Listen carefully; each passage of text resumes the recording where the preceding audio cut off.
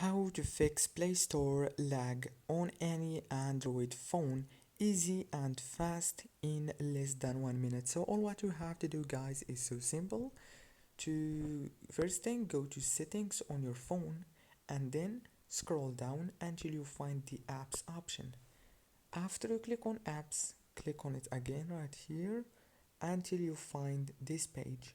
On this page you will find the apps that you have on your phone.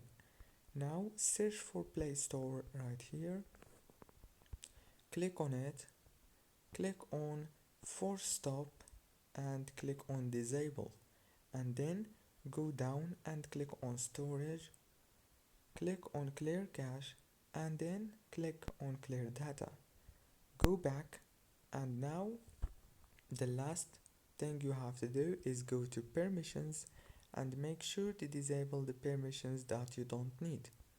And then all what you have to do is click on enable from here again and restart your phone and reopen Play Store, and the problem must be solved. Don't forget to like, subscribe. Thank you for watching.